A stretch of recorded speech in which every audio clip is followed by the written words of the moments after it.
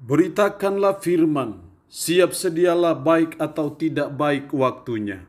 Shalom, puji Tuhan. Saya percaya karena Tuhan kita ada lagi pada perenungan firman Allah di hari ini.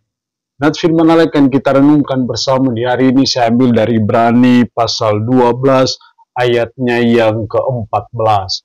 Firman-Nya berkata demikian, berusahalah hidup damai dengan semua orang dan kejarlah kekudusan, sebab tanpa kekudusan tidak seorang pun akan melihat Tuhan. Demikian sabda firman-Nya yang secara khusus mengajar, menasihati kita perjuangan orang beriman. Sebagai orang yang percaya, yang sudah beriman kepada Yesus Kristus sebagai Tuhan dan Penyelamat kita, kita memiliki suatu perjuangan yang harus terus-menerus kita usahakan, yang harus terus-menerus kita kejar. Makanya dalam ayat 14 ini ada dua kata kerja yang sangat penting dan itu berbentuk perintah. Ayat 14, berusahalah. Terus kalimat selanjutnya, kejarlah.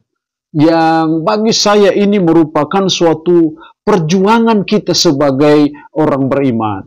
Lalu pertanyaannya adalah, apa perjuangan kita sebagai orang beriman yang harus terus-menerus kita usahakan?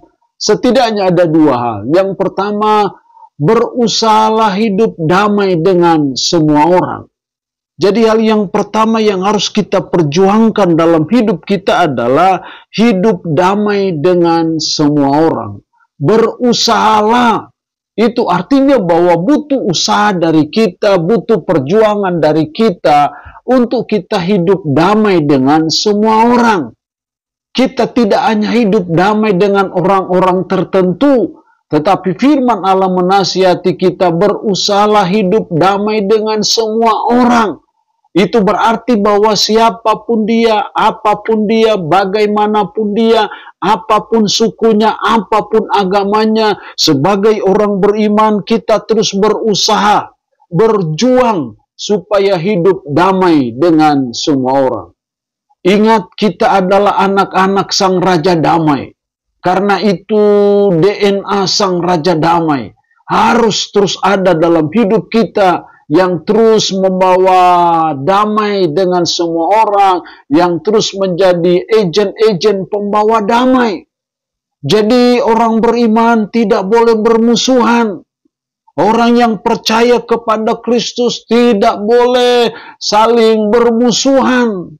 Tapi sebaliknya kita selalu membawa misi damai, selalu membawa misi rekonsiliasi antara sesama satu dengan yang lain. Itulah yang menjadi perjuangan hidup orang beriman. Jadi kita tidak boleh bermusuhan dengan orang. Kalau ada orang yang selama ini Anda bermusuhan, harusnya sebagai anak-anak Sang Raja Damai, mari kita selalu berusaha hidup damai dengan semua orang. Yang kedua, perjuangan orang beriman. Kalimat selanjutnya, dan kejarlah kekudusan, sebab tanpa kekudusan tidak seorang pun akan melihat Tuhan. Kejarlah, sama dengan berusahalah, berjuanglah, supaya kita hidup dalam kekudusan. Kejarlah kekudusan. Kalau kita bicara kekudusan, maka sesungguhnya bicara dua hal. Ada kekudusan secara posisional, tapi juga ada kekudusan secara praktek, secara pengalaman hidup. Kekudusan secara posisi hanya oleh iman kita kepada Yesus Kristus sebagai Tuhan dan Juru Selamat kita, kita bertobat dari dosa kita, maka darah Kristus menyucikan dan menguduskan kita. Itu namanya kekudusan secara posisional. Tapi kita tidak berhenti di situ saja. Tapi sesuai dengan posisi kita, mari kita terus menjalani kehidupan yang kudus secara experience, secara pengalaman hidup, secara praktik hidup. Kita harus menyesuaikan dengan posisi kita yang sudah dikuduskan.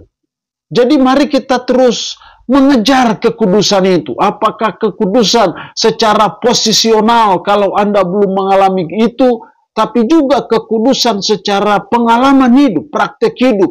kita harus belajar menjalani hidup yang kudus. Hidup yang kudus artinya bahwa kita harus mentaati firman. Karena kekudusan berarti kita hidup berbeda. Hidup berbeda artinya bahwa kita hidup sesuai dengan firman. Ketidaktaatan itu pelanggaran terhadap hukum Tuhan, dan dosa sama dengan melanggar hukum Tuhan.